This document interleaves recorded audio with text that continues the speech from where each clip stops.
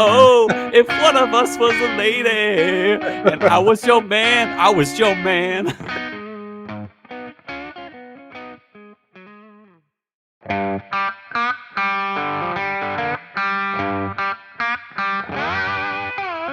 Welcome once again to Chill Filtered, the podcast where we drink whiskey so you don't have to. But you probably should. You probably are. Hey, that's why we like you.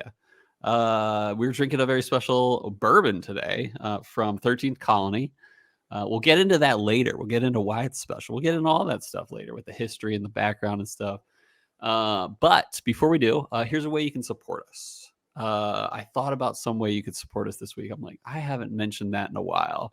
And I'm forgetting what it is. Oh, write us a review. Write us a review on Apple Podcasts. Even if you're not an Apple user, I'm not an Apple user. Brian used to not be an Apple user. But his wife's not an Apple user. That's true. But I don't know. We all pretty much have MacBooks, pretty much. So, do you have a MacBook? It's funny that you meant. You know what? Oh, yeah. I'll talk about that a little bit later. For that, listeners.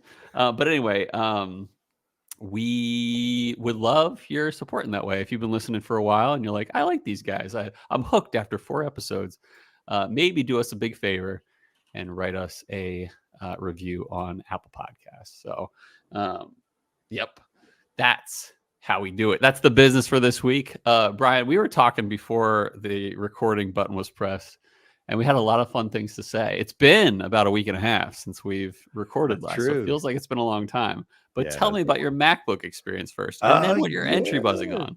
So I had a MacBook a long time ago. I think it was probably around 2007. Nice. Those were good days. They were like an inch thick at the time, but still good. Well, so I had a MacBook Air. If it wasn't Gen 1, it was Gen 2. MacBook so Air. one of those thinner, like triangular shaped from the side, and like perfect for a college student, like perfect. And and they were less than an inch. Yeah. Oh yeah, way less. It was like impressively tiny. Yeah, I remember those days. Yeah, my university store, I think it was around Christmas time. I can't remember if it was like a refurb or something, but there was just an insane sale, and it was like, how much was it? I want to say it was like $700-800, and it was at a time when they were normally like $1,400 or something. Yeah, absolutely. Like typically like no less than $1,100. Yeah. So anyway, I used that all through college, and that's great. And then it lasted like in total almost a whole decade. Wow. Yeah, they last long. They're good computers. Yeah.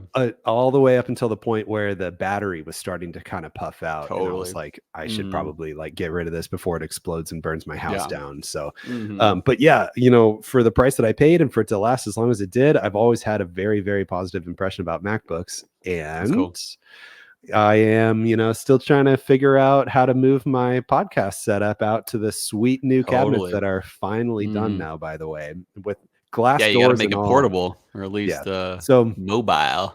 Yeah, so I was like, I do kind of want a laptop. I do remember having extremely positive sentiment about a MacBook, and so I went ahead and they were a little bit on sale at Costco recently. They kind of cycle through which ones have like $100 off this week and whatever. So the MacBook Airs, the new M3s, had $100 off. So I went ahead and pulled the trigger, and actually. There's 2 of these sitting next to me on my desk right now because I bought the small one and I was like, this might be too small. I might want to actually pay a little bit more for the bigger one. And then like, sure enough, like the next week, the big ones went on sale. So I grabbed one of the big ones and I'm currently I'm trying to figure out like which one I want, and then I'll just go return the other one because Costco's amazing return policy. So they're big into that. That's funny. So far, I think the big one like feels nice. Like I think the difference in the same specs is about $200. The bigger one feels $200 better, like easily. Yeah. Very cool. Like the week you visited Virginia, when we went to right before we went to A. Smith Bowman, my MacBook, or not my MacBook, my Chromebook, like it was a Pixel book, so it was like really nice. It was like upper end when it was sold, but I had it for like 6 or 7 years at that point. It like crapped out a few weeks before, and I was like, well, I'm either gonna bring my Mac Mini and a like what I did when we were in San Antonio. I brought my Mac Mini and then just brought a a what do you call it, a monitor, or I'm just gonna get a laptop, and I was like, I'll probably just get a MacBook Air. Yeah. And it was good, and it's been great. I got the big one as well, and mine's in the silver or the goldish color. Nice. Like starlight color. Yeah, starlight. That's color, what my Apple Watch. I got the starlight one, and so did you got it recently enough? Like, is it the new M3 chip and everything? Yes, everything's good. Yeah, everything's awesome. I mean, it's probably better than my Mac Mini. Yeah. I was looking around here while you were talking because you mentioned Chromebook, Pixelbook. Somewhere around here, I have the very first, the prototype Chromebook. And they Google sent these out for free for people to do a tech eval on and provide feedback and everything. And I don't remember how I got picked. I think I had to submit a thing for a lottery and explain why I love Google and stuff. Yeah. And then they ended up picking me. So they sent me one of these, and I've still got it. It's laying around here. It must be 12 years old now. Oh yeah. It had to have been 2007, 2008, somewhere around there. But it's an engineering eval unit of the very first Chromebook. So yeah, I was skeptical of Chromebooks for a while, but the Pixelbook, I got it in 2017, I think. It was such a good computer. That's cool. I actually switched from a MacBook Pro to the Pixelbook. Dang. And loved it even more. Literally opposite ends of the performance spectrum there.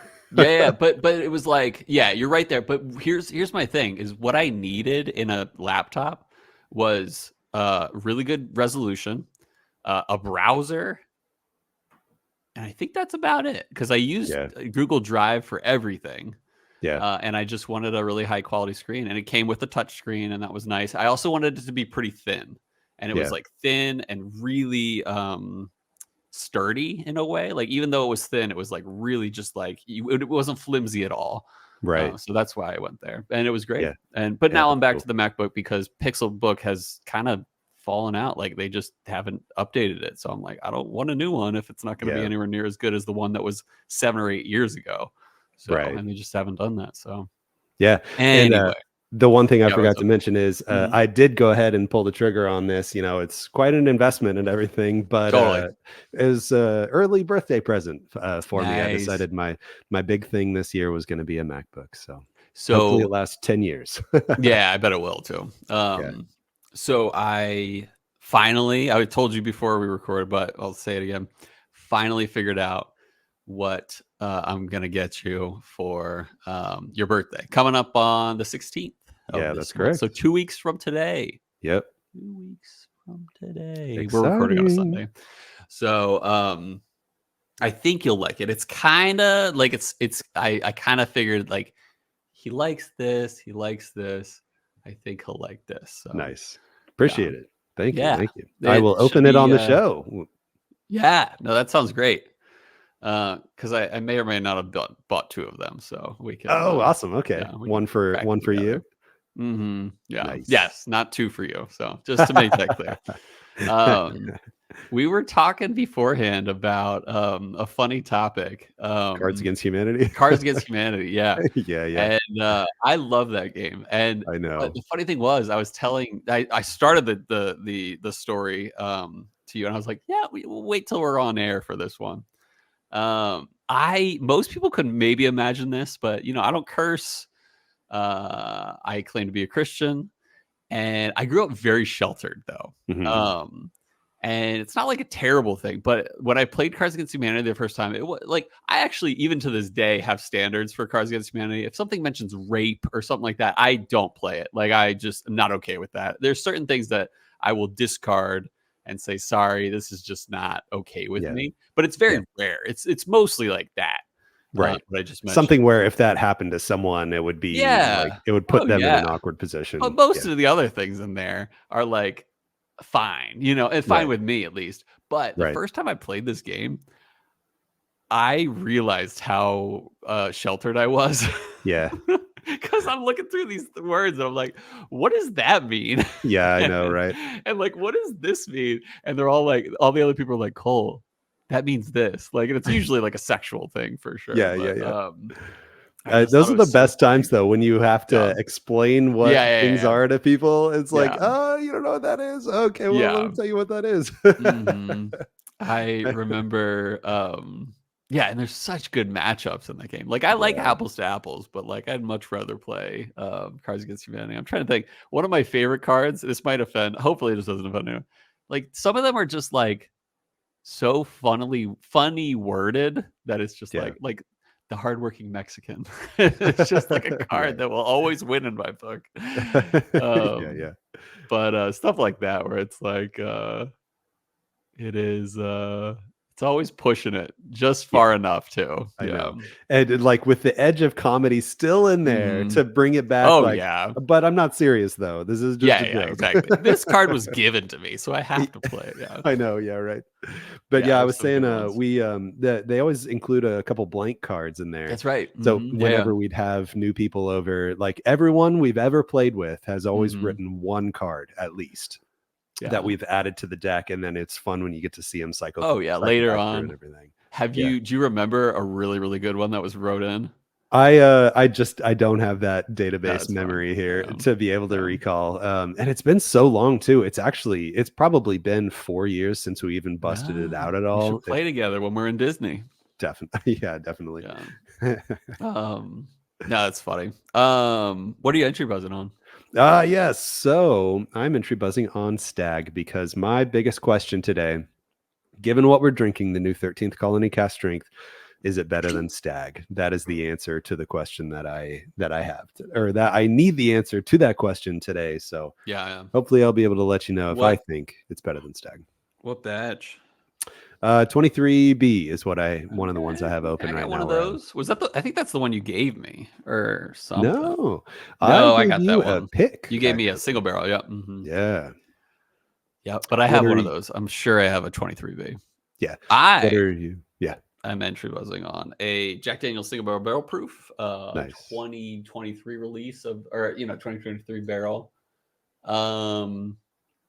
If anyone cares, it's a 2023 01959 in case anyone cares. But it's about 59. Oh wow. Yeah, totally. You've heard that one. It's a 129.3 proof. Funny thing is, typically 130 proofer JD single barrel proofs typically taste hazmat or feel hazmat. Like they run hot. This one feels like a 110er. Nice. But still good. I enjoy it. It's banana-y and special in that way. I imagine plenty of sweetness is what's bringing the proof down. Plenty of sweetness. It just really doesn't taste 130-ish. Yeah. But there's plenty of sweetness for sure. Yeah. We what'd you do on Memorial Day? Oh, good cue. We invited family over and we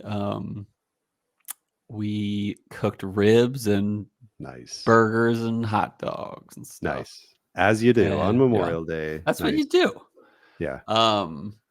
You had a pool party, didn't you? Yeah, we do. Nice. We usually kick the swimming season off. Memorial Day is kind of a wrap house deal. And you cover your pool in the winter? No, not cover. No. Yeah, it's not gonna freeze or anything. It's just you gotta clean it all the time. Yeah, true, but still, I'd rather clean it and have it as a decor item all the way through. It is better than a covered pool. Yeah. Yeah. No, but go on. I got up at 3 a.m. and started a brisket. My man. Yeah. It did turn out great, but I had a lot of difficulty here. So I have it's like a Big Green Egg, but it's a Costco knockoff of a Big Green Egg.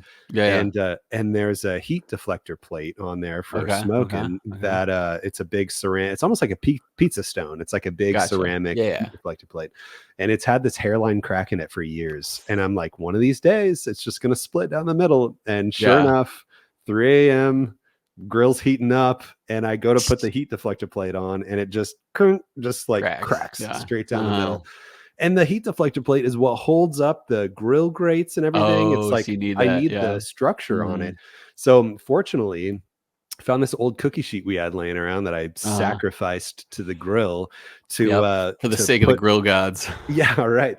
It fit inside the lid, fortunately, and it fit just over top of the inner ceramic bowl that all the charcoal's in and everything. So I was able to use the structure of that cookie sheet to just put my ceramic plate back on, just like put the pieces back together so that it would hold up the grill grates and I could still use it that way. And so the grill's heating up and everything, and I go back in and I'm like, this brisket looks pretty big. Is this even going to fit on the grill? And so I get the measuring tape out, and my grill dimension is like, I don't know, 22 or something inches diameter. And I measured the brisket, and it's like 2 inches, 3 inches too long, because it was like a 16 pounder. It was big. Oh, dang. Normally I'm a 13 kind of guy. So I just chop off the flat, like the end of the flat. I kind of like round it off and have this like hunk of meat. Throw it on top. Well, so I did. I like put it off to the side, and it was there was like no wind in the morning. So I go out and I lift the lid up, and this smoke cloud just like envelops me and like doesn't blow away at all. So I'm like trying to blow the smoke. Like I can't see, and my eyes are running, my nose is running. I'm like trying to get the meat on the grill and everything. Oh wow! And so I put the brisket on, and I'm like trying to figure out where to put these small chunks on the side and everything, just so they'll smoke too. And I get them set, and I close the lid, and I go back in, and I'm doing stuff inside, and I'm like, I better go check, make sure, see how my temperature's doing. The bottom, like it was like roaring fire. I could see inside from the bottom. It wasn't regulating well, So what I had done was I had put one of the small chunks of meat over one of the side areas where it was dripping straight down onto the coals. And so it was splashing, and then it was firing up and just like flaring it. So I had to choke it all off and everything. And I was afraid my temperature had just skyrocketed. And once you get too hot on those things, there's no reining it back in. There's no bringing it down easy. Once they're up, they're up. And it just so happened that my temperature freaking spiked up to exactly where I wanted it to be. And then I was able to just hold it steady from there. So fortunately that all like worked out, and it was on there for like 9 hours, and then I wrapped it for like 3 hours, and then it rested for 2 hours, and then it came out one of the best ones I've ever done. Believe it or not. In the face of adversity, it came out real good. I've been, so my camp chef, sadly, we love Camp Chef on this podcast. Oh yeah, that's right. My camp chef has developed some moisture in the auger. And so, it's a pellet fed one. And so the auger kind of froze up because the wood pellets kind of concreted in there. So I'm still figuring out how to like break that free, the auger. Yeah. And I haven't yet, but I should try it again recently because it's kind of dried out for a month or two. So I can see if the dry wood pellets will now turn the auger. So is it, you said the wood pellets kind of like melded together and formed a huge mass? Because the humidity got in there. Yeah. And concrete just froze up a little bit in the auger. Yeah, like you have a giant brick in there. Yeah, and I don't think it's that bad, but I think it's just a little bit around the turning of the auger. Yeah. Oh, okay. I was thinking you would want to wet it a little bit if you could without harming anything else to get it to reabsorb moisture, and then you could kind of try that. Break it apart, pull it apart. Yeah, I'll try that next if this doesn't work. But I also considered just getting like a Weber, like one of those 22-inch, just what do they call them, like the bowl ones? Yeah, the UFO and just start doing black. And just start doing some old school offset, what do they call it? Yeah, offset. Yeah, offset grill, offset smoker, whatever. Yeah. And rocking with that. I think it would turn out pretty good though. Like I want to test it out, because what I actually considered before I bought a Camp Chef was just building my own out of either like a metal barrel or even concrete or even cinder blocks. Yeah. And I'm still interested in thinking about that, because I actually do have some nice backyard space to even mess with that kind of thing. But I don't think my wife would be super interested in having a cinder block smoker in our backyard. Yeah, I know. Figure it out. That's a life I live too, of making sure that my smoker and other things outside fit a certain visual profile that is acceptable Yeah. in the rap household. Yeah, exactly. It's not even like neighborhood. Like I actually when I first got a camp chef in Arizona, I was considering getting the thing, but there was some HOA requirements for building stuff like that. Yeah. And I was like, I don't even want to mess with that right now. But it's not even HOA. It's like wife. It's like my wife will care more than the HOA cares. So, yeah. We have certain standards in this household. Exactly. Yeah. Yeah. So, anything else notable? You know what? Well Actually, quick fun thing on the side here. You don't happen to have the show notes open, do you? Get those. Oh, you do? Okay, yeah. Yeah. So a buddy of mine, Josh, his wife's dad would fly frequently. I can't remember if he was actually a pilot or if he just flew a lot, but it got to be a thing where he would collect these old samples. Sorry, cool. the little airline bottles of Jack and Jim Beam and everything. And so he gave me several of these. He gave me a couple of these old school. That Jack Daniels looks legit. Yeah, these are probably 20 years old or so. And there's a Macallan 12. There's a Buffalo Trace. There's a Jim Beam. There's a Jack single barrel. A single barrel Jack, yeah. Super old school, yeah. So I'm really excited to give these a shot against. Do you know how old they are? Because they look 90s. He gave me just an idea. I don't think it was 90s. Okay. But he did say like those have got to be at least X years old. And there we go. He said those airplane bottles are from 2008 or earlier. So like approaching 20 years, maybe 20-ish. Yeah. That's cool. Yeah. They're not yet dusties. They are dusties, but they're not yet like super dusties. Yeah, not a super dusty. Yeah. I still got my my Wild Turkey 101 from 1987. Wow. And I'm waiting to open that for our first meetup. Filtered, so that'll be cool. That'll be cool. So, all right. Well, let's get on to the history. We're going to talk about 13th Colony and all that stuff. But before we do, let's take a quick walk break and we'll be right back.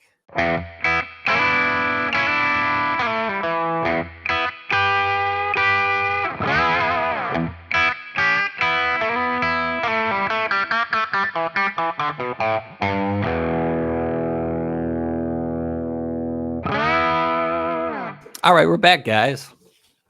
We're talking today about 13th Colony. They have a limited release cask strength bourbon, specifically a 120.64 proof, and specifically a 2024 release. First of all, big notes to get to. A huge shout out to 13th Colony Distillery for sending us the samples we're drinking today. Brian was able to get the bottle before the sample arrived, so shout out either way, because I got the sample, he got glad that worked out. Yeah, seriously. 13th Colony limited release cask strength bourbon. This is not our first 13th Colony episode. Actually, episode 291, we drank an 11-year hazmat single barrel rye, which was very good to my recollection. I remember giving a history of some recent potential controversy at the time. I don't know. Who cares? I actually don't. But I actually defend 13th Colony these days. And if you want to listen to that episode, go back to 291, listen to it. I have no issues with 13th Colony. And I'm not just saying that because they sent us whiskey. Yeah, he's got the friggin' Glencairn with the logo. And they sent it separately, right? Yeah, correct. Yeah. Feel free to look back at that episode, like I said. So let's talk about 13th Colony Distillery in general for the history segment today. So 13th Colony Distillery is based in Americus, Georgia. The distillery takes its name from Georgia's historical significance as one of the original 13 colonies that formed the United States. Though, as I talked about last time, apparently Rhode Island was actually the 13th colony to ratify the Constitution. So it really doesn't, they're not like the 13th, but they're one of the 13. Apparently started as a group of friends. They say on their website, we pride ourselves in sourcing local and regional materials whenever possible. Everything from using corn from their own private farm and water from their oldest aquifer in the Southeast. We strive to bring these amazing resources together to create truly unique and inspired spirits.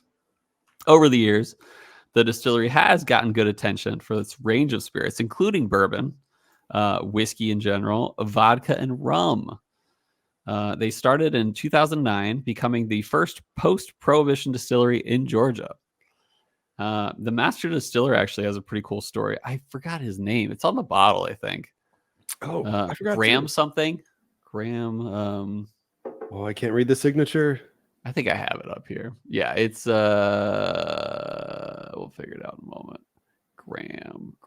You know, while you're looking, I did Google real quick about the 13 Graham colonies. Arthur. Say it one more time. Graham Arthur. Graham Arthur. Should have remembered that. I emailed him even. We were emailing. That's right. He's the one who helped us out. Yeah. I know. Georgia is the last of the original 13 British colonies in America that began functioning in 1732. Okay, so it was not the state, or not. It wasn't even a state at that point, but it wasn't like one of the first of the Constitution. It was one of the first. It was the 13th of the original colonies. That's what it sounds like. That's cool. That's cool. I can dig that. So anyway, Graham Arthur, he was a U.S. Coast Guard veteran. Cool. Trained as a classical chef originally. Nice. Brings a lot of that flavor mentality to the spirits. And cool guy. Seems like it was really cool. He is behind every barrel that gets released, or at least he signs off on every barrel that gets released. Gotta love that. So here's what I've noticed about 13th Colony Distillery. They do have a lot of dark color and high proof spirits. And that really doesn't surprise me much, as they're based in southern Georgia. And southern Georgia is not only hot, but it's very humid. The effect high heat and humidity has on a barrel of bourbon or rye is very impressive, usually. Now, most of the stuff is coming out of 13th Colony is sourced in terms of whiskey. But they apparently do distill everything from vodka to gin to whiskey as well. But I don't know if that distillate from the whiskey world is mostly theirs at this point. The main offerings in the whiskey department are their Southern Bourbon whiskey and their Southern Rye whiskey. Both are 95 proof, and both are aged between 4 and 6 years. They say minimum 4, but after that, they pull barrels when they're ready, and usually that's maximum 6. And I think those are usually about $45 or so each, I think. Yeah, they're cheap. They're reasonable. Yeah. The Southern Rye has a toasted French oak spiral finish. So they throw in a little spiral of oak or French oak in there. And it's a 95.5 rye mash bill as well. The Southern Bourbon, on the other hand, does not involve any French oak. But let's talk about what we're drinking today. We're drinking the 2024 limited release Cask Strength Southern Bourbon. Does it say Southern Bourbon on your label? 13th Colony Distilleries Cask Strength Southern Bourbon Whiskey. Yep. So what they sent me doesn't mention the Southern Bourbon, but apparently it is the same mash bill, same everything. It's just not on what I have. You know, interestingly enough, if I care to sip this after just to see, I have the old 15th anniversary here with me as well. That's cool. This one does not say Southern Bourbon. It just says Bourbon Whiskey. I like that. Yeah. And how old is it? Does it have an age statement? I believe it's 9-ish. Nice. I believe it's 9-ish. The proof is 139.2. Nice. Yeah. So yeah, what we're drinking today, bottled at 120.64 proof, aged 5 to 6 years, and in Georgia that can be a lot. Specifically, a 2024 release, like I mentioned, 70% corn, 21% rye, 9% malted barley. Where do you think it's from? Oh, say it again. Say it again. 70% corn, 21% rye, 9% malted barley. Ooh, that's not the 21 rye is not ringing a bell for me. It's not MGP, or at least I don't think it's MGP. Right. Here is what I looked up. So MGP is pretty forthright with their mash bills. Like I found similar mash bills, but nothing of this variety, and nothing of this exact variety. And so a lot of people will assume that most sourced whiskey is from MGP, or at least like that kind of thing. But what I found out is that MGP doesn't have a standard 70, 21, 9. Yeah. But sometimes MGP is known to contract distill custom mash bills. So that could be what's going on here. But I also did find that there is another distillery that does a 70-21-9. Well, I just pulled up my Green River. trusty sheet. Say it again. Say it again. Green River Distillery. Yeah, I have a bookmark sheet of like a database of like and you can sort like high to low on different grains or whatever. And there wasn't a single 21 rye on that sheet at all. So I had no idea. Green River is up and coming as a good contract distiller. Cool. They make a lot of stuff and they contract distill a lot of it. So it's very possible that their source is Green River in this case. That's cool. So that's kind of cool, especially not that I hate on MGP. MGP is great stuff usually, but it's kind of cool that some other names are getting thrown in the hat there. So yeah. Total wine price, retail is $90, $89.99. And I'll actually mention they wrote me a note, 13th Colony, on a like a decent note. Handwritten note. Yeah, handwritten. It says, Cole, thanks for your continued support at 13th Colony. Your co-host Brian asked that we send you a sample of our limited release cask strength bourbon. We are excited to have a cask strength release for under $100. Looking forward to hearing your thoughts. And the thing is, they're single barrels. Like they're really nice, like, you know, hazmat and all that stuff. Single barrels are typically between 150 and 200. So this is really good. What's that? Yeah. Dollars, not proofage. You mentioned hazmat, and then it was like 150 to 200. Yeah, dude, that'd be crazy. Like 200% whiskey. Like you have basically only alcohol. It's not even brown anymore. It's just pure alcohol that is aged. Like the age has aged out of the alcohol. Like if that makes any sense. So anyway, cheers, 13th Colony. Cheers to you guys, 13th Colony, because let's pour. Yeah. Let me give you a little cork action here. See what happens. I don't have one. Ooh, that was a cute little pop. I liked it. Yeah. Liked it. You know, definitely not hazmat, but 120 is nothing to sneeze at. That's true. Now, I've tried to pour a similar amount as I have in my Stag Glen right now. And let me just peek at this color here. The color is actually extremely close. I guess. Oh, really? I'll hold it up to the camera here.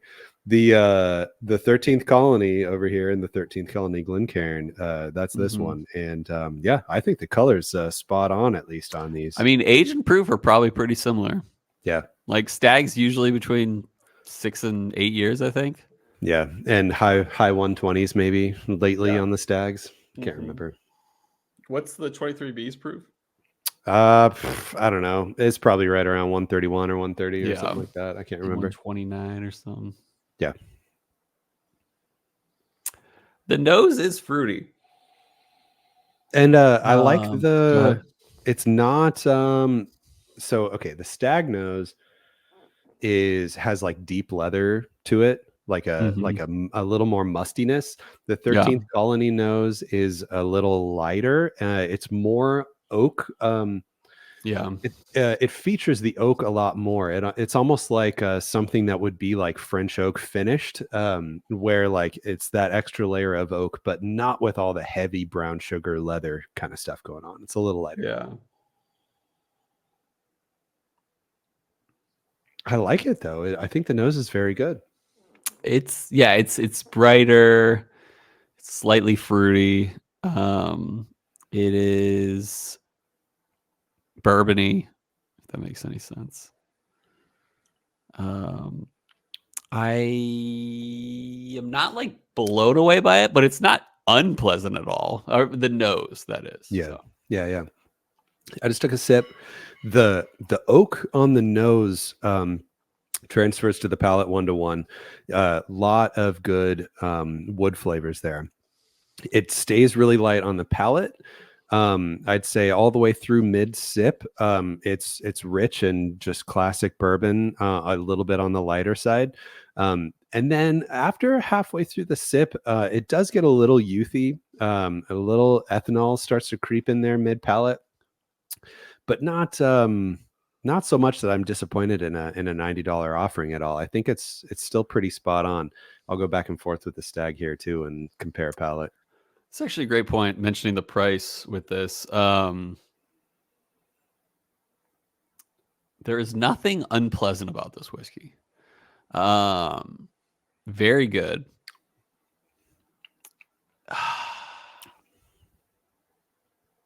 My problem is I don't think it's hubba what, but I think it's as good as you can get without being hubba what, pretty much.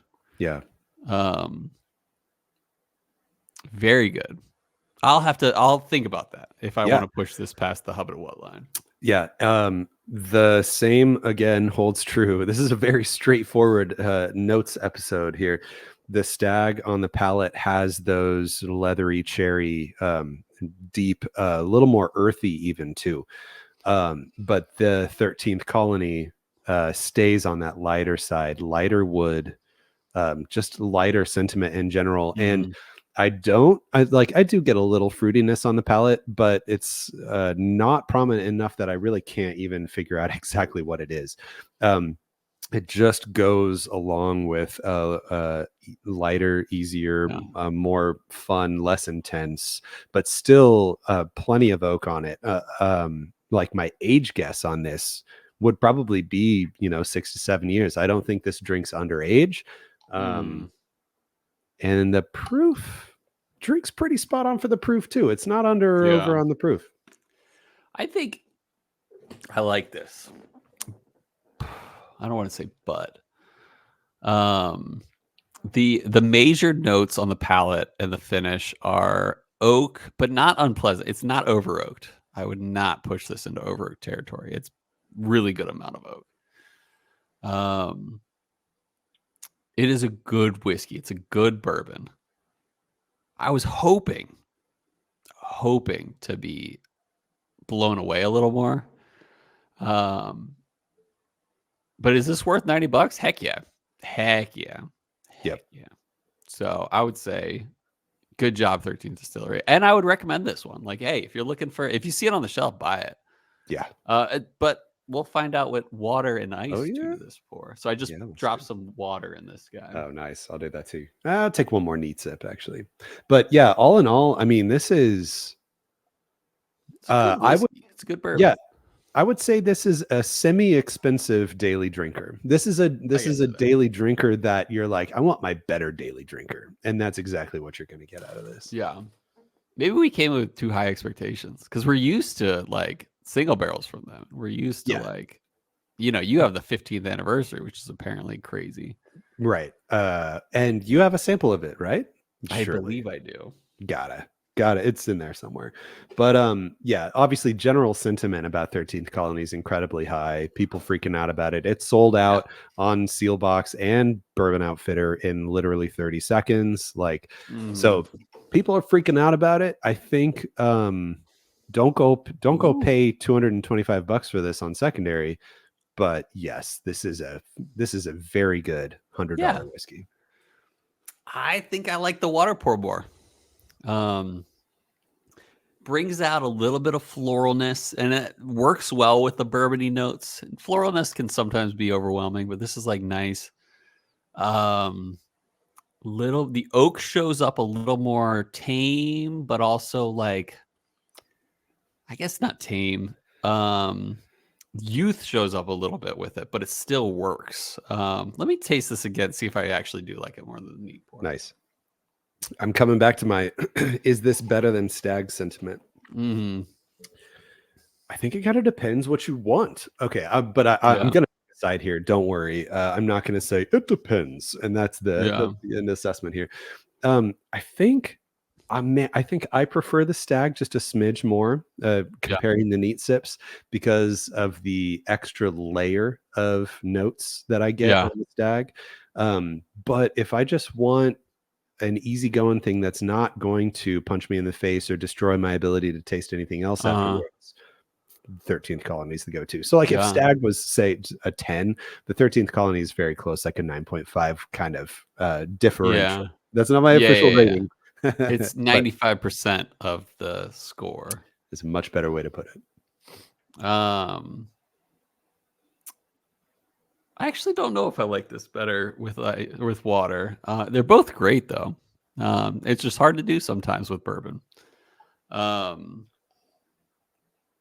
think the notes show up a little more, but the oak is a little weird with the water, but it's still more bright, more opened, if it makes any sense.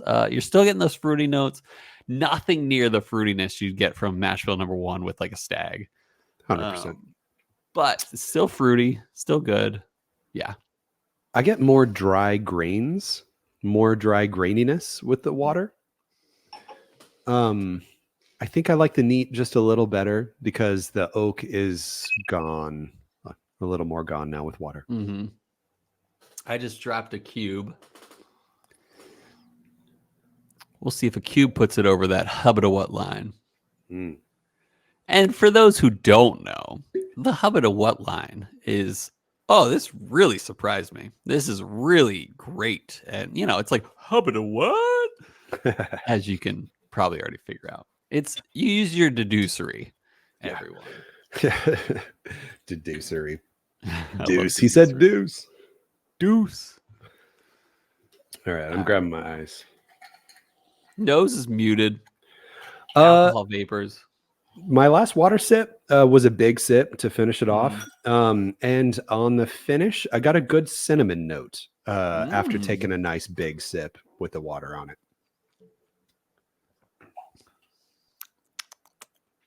I don't know if I like ice. Ice is very sweet and fruity on the nose.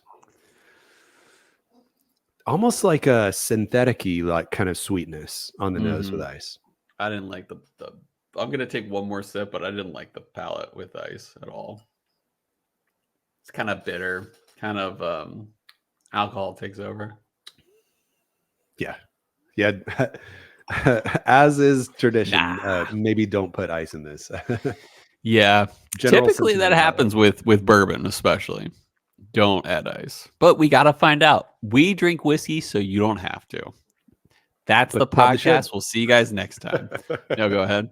You're saying? But you probably should. But you probably should try it with whiskey or with ice. But if you don't want to waste whiskey, don't put ice in this one. Yeah. The viscosity is almost non-existent now with ice. Yeah, it's so light. Yeah. It's very thin. It's kind of a not pleasant oak, and that's pretty much it. Yeah. So drink it water or neat. Yeah. Probably neat though. Yeah, probably neat. I'm with you. All right. I got a score in my mind. I'm honing in. Okay. You know what? Yeah, I'm good. Okay. I'm going to go 8.9. Good. Very good. And I don't like to bring in the price when I mention good. But the price is good for $90 for this kind of option. $120 from a really cool distillery in Americus, Georgia. It just didn't surpass Hubba What for me. This was good. Maybe I'm just spoiled on the other options I've had from 13th Colony. Maybe I'm just spoiled from Southern related bourbons or ryes. Yeah. But this one didn't blow my mind. But it was good. So 8.9 is actually a really good score. And I'm not just saying that to be like, hey, they sent us whiskey. We give them some feedback in a good way. No, this is really good. It just didn't, like, I hate to say this. This was a really great bourbon, but nothing unique about it. But still a really great bourbon. So I hope that doesn't offend anyone. Who cares? We're objective here. Subjective. One of those objectives. Objective for our opinion being, yeah. I'm 100% on board with you. I think that's actually the perfect way to put it. That there's nothing that stands out about this, but it is fantastic all around. I think it's super solid. It's the daily drinker that you'll reach for when you want a good daily drinker. I'm sticking with like 8.8, and for a letter score, this is A, but not A plus. There is absolutely nothing negative that I can say to bring this down, including the price of it. I think the price is spot on. I think it's a territory all around. I think it's very, very good, but there's no plus to ratchet this up for me. My thing I would say this is A minus. Still A range, but just barely A minus. Yeah. And is this better than Stag? Actually, you know what? Do you have any comments on is this better than Jack single barrel proof? It's close. It's close. The specific Jack I was drinking. There are crying babies in the next room. The specific Jack I'm drinking was highly sweet and fruity, lowish proof. They're about the same. Same. This is on the like honestly, like Jack Daniel's single barrel proof Tennessee whiskeys can be. They're on a spectrum for sure. Yeah. For per barrel. But this one's pretty even. I'd say this is about 8.9 as well. Nice. I took my last sip of Stag. Is it better than Stag? I think I'm sticking with no. Stag has a depth, the extra layer that I mentioned earlier. Gotta love cherry, some Nashville number one. The cherry and the leather just puts it a little bit over the top, because there's also nothing negative I can say about Stag, but there's a little more positivity I can say about Stag. Yeah. That's good. I love that. Thank you again. 13th Colony from Americus, Georgia. Thanks for sending us good stuff. We appreciate it. We hope we can always be objective and always tell you what you can do better. What could they do better? Ooh. So now what I don't remember, what I do remember about other 13th Colony products that I've tried is an astounding viscosity, thickness, and richness. And my notes earlier where I said mid palate, it kind of gets the youthiness shows a little bit mid palate. That gets absolutely washed out with the level of viscosity and richness that you attribute with a hot climate southern aged bourbon. I've had the 15th anniversary, I've had the double oaked, and those two are just powerhouses. They are incredible whiskeys, and that extra little layer of sweet, syrupy, rich goodness was missing out of the cask strength. So give it a little more time. I guess we'll go with that in that southern climate. Hey, you're doing great things though. 13th Colony. Keep it up. Keep it up. Maybe add a little more time. Maybe not. Maybe your next batch is perfect. Maybe. That's that. Let's move over to the next segment of the show we like to call Whiskey World News.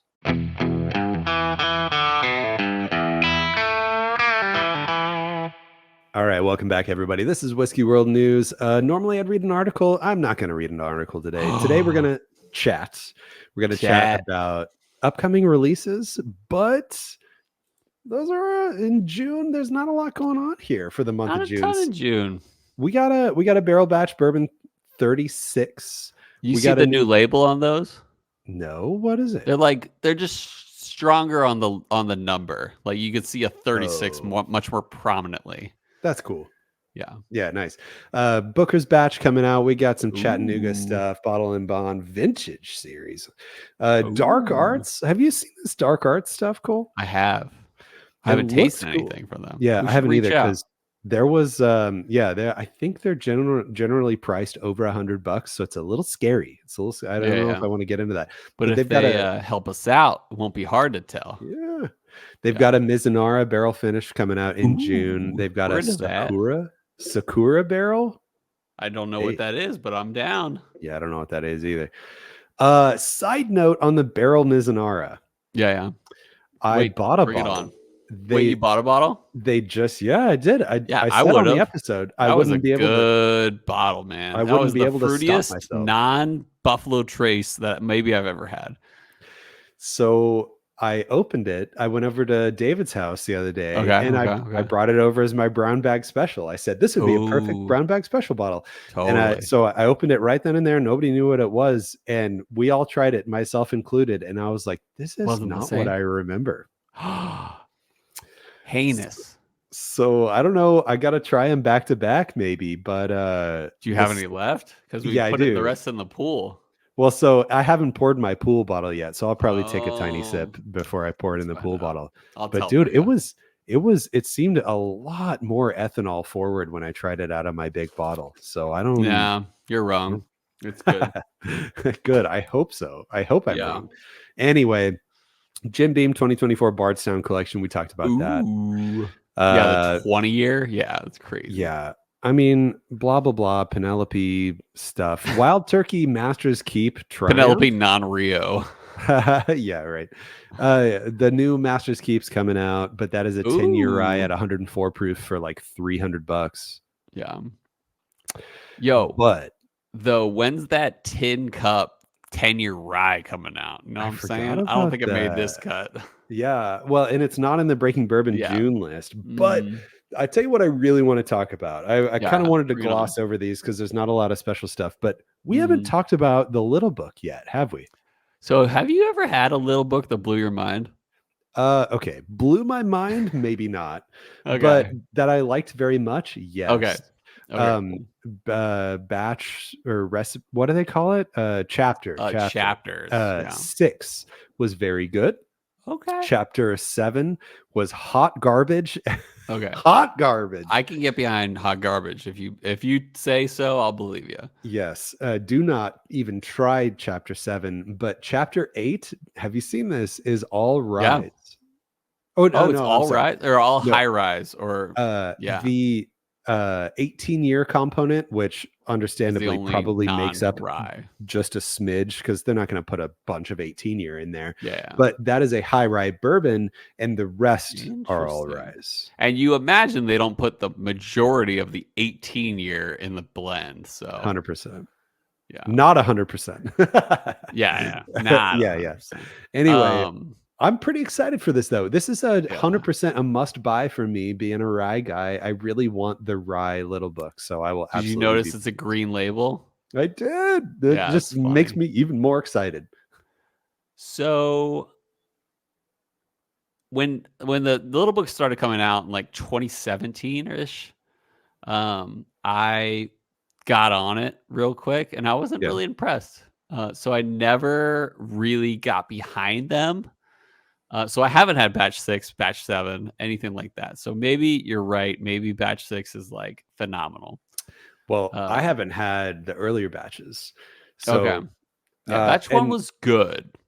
As with all things whiskey, generally, batch 1 is all, or the lower batches are always the best because I assume this is all psychological, but I assume they're trying to hook you with the best stuff early, and then they go into the weird stuff later. So once you've already started collecting, you can't stop. Yeah. So I got a 6. I had a 6, drank my way through a 6, and I liked it a lot. I thought it was super solid for a Beam product. Not that like means anything bad. I love Beam, and I thought it was super solid. Chapter 7, I did not buy. I don't know why, but I got a sample from somebody, and I was like, "Oh my god, I cannot believe like I ever even contemplated buying this." It's like it was so bad. It was very hot. Crazy. No flavor. It was just burn and disgustingness, in my opinion. Feel the burn. So we'll see how 8 goes. All right. Yeah. Almost all right. Let's, I guess, move on. Now we've talked about Little Book and all the new releases coming out soon. Yeah. So what whiskey would you choose? So it's been a while because we had an interview episode or so. Oh, we had results from last time, right? We did. We do. And I've got them right here. And the question was, which whiskey gift would you rather receive? Because you and I were talking about our whiskey gifts, and you really enjoyed your Glen Grant 18 from Marco. Yeah, and I really enjoyed my mini home aging barrel from Sam. That's right. And you won overwhelmingly. Sorry, Sam. You did a good job, though. A vast majority of our listeners would prefer to just have a Glen Grant 18. Honestly, looking back, still would have gone Glen Grant.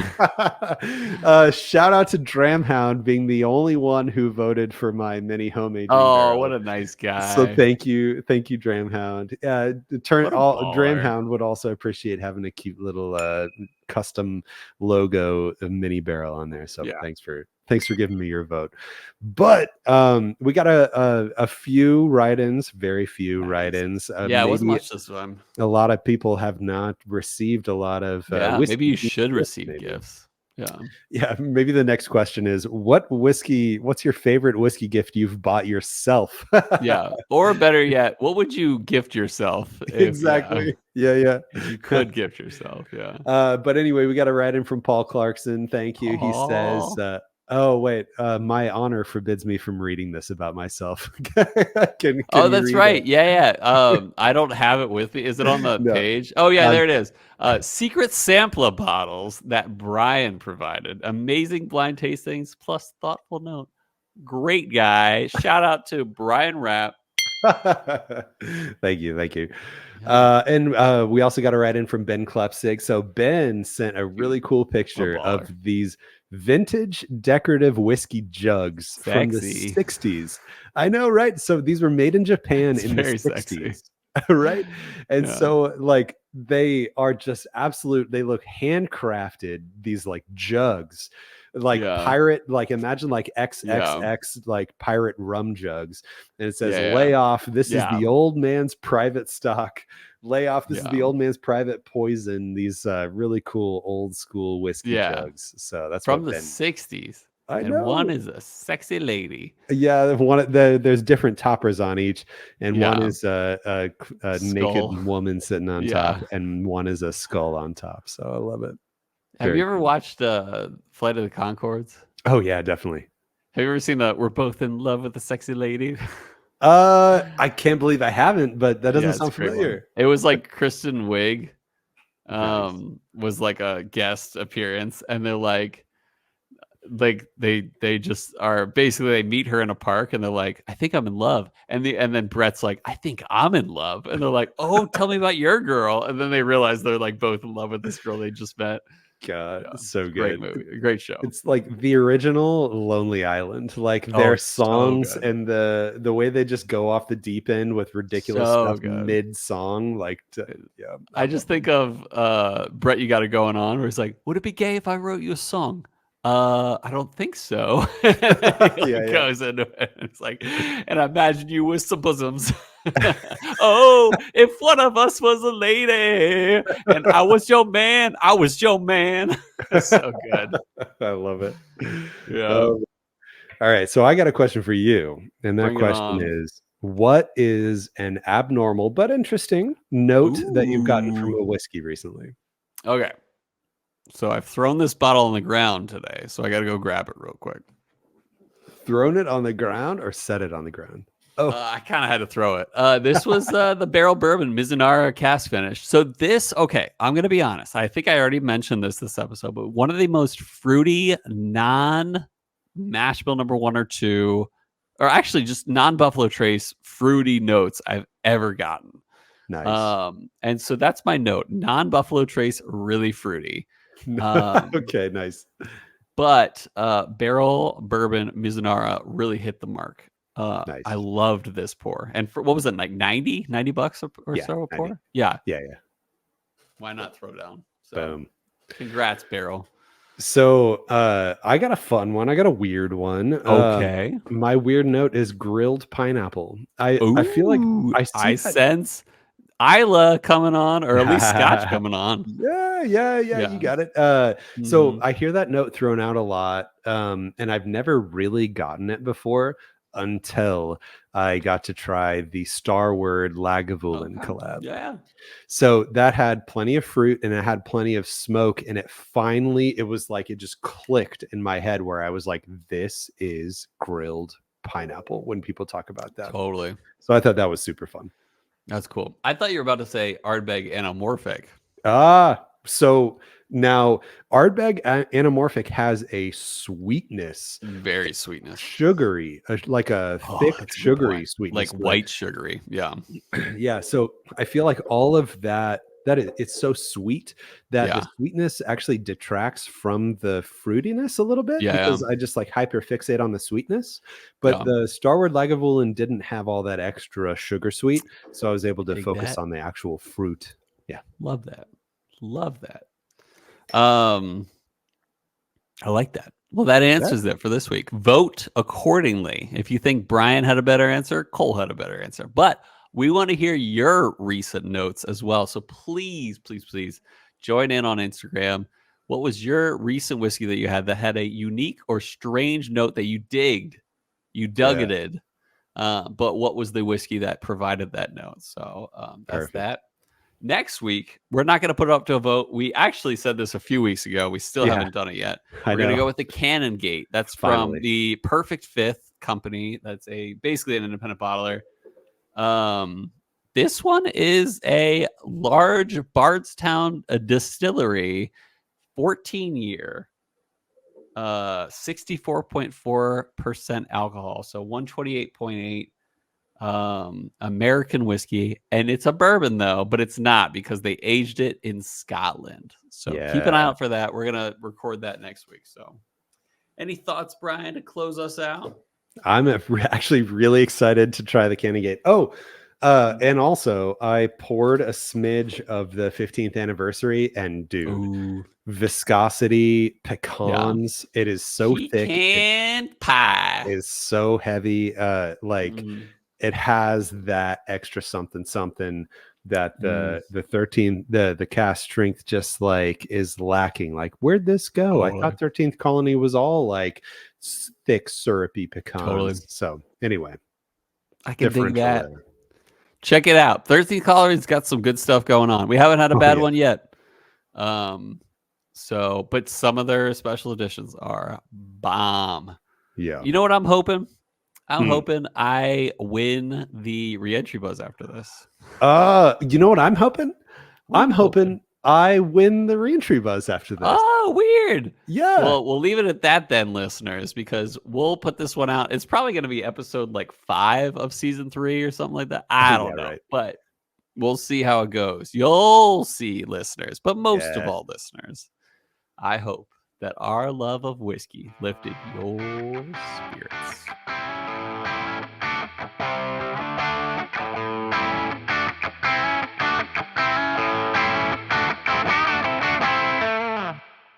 Check it out. 13th Colony's got some good stuff going on. Check it out. 13th Colony's got some good stuff going on. 13th Colony's got some good stuff going on.